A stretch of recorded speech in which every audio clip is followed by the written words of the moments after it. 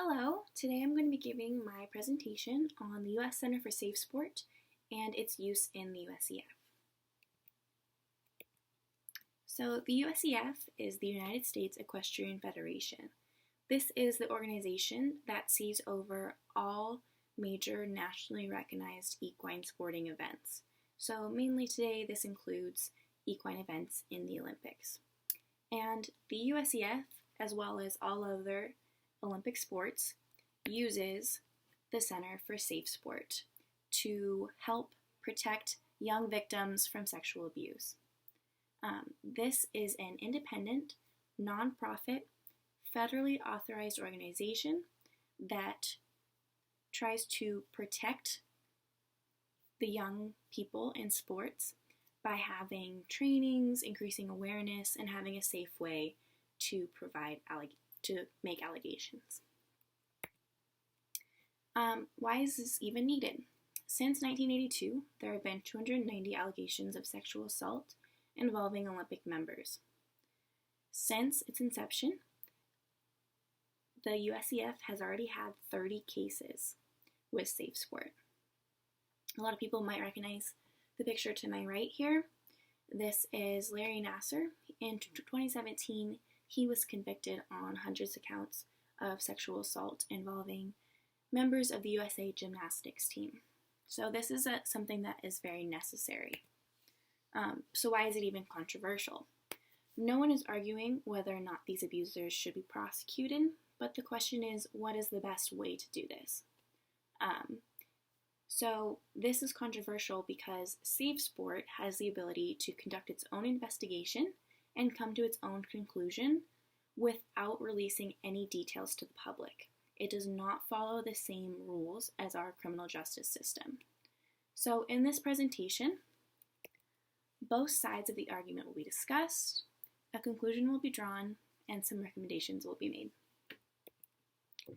Side A believes that Safe Sport should not change its policies, and it should continue to function with the USEF in the same capacity. This is because Safe Sport does have a very thorough investigation process which it goes through upon receiving allegations, as well as an appeals process which I have outlined here. And it has proven itself to be much more effective at removing perpetrators from the environment than the typical criminal justice system. Side B believes that Safe Sport's policies are unfair because they are not bound to the same laws as our criminal justice system. They believe Safe Sport should amend their policies in order to continue working with the USEF. So here I've outlined our criminal justice system. This includes things such as a jury and a trial and all the details of the investigation being released to the public. This is not the case with Safe Sport. They are able to conduct their own investigation privately. They are able to give out a punishment, which is always a ban from participation. And they don't have to release any details. They don't need a jury. They don't need nothing like that.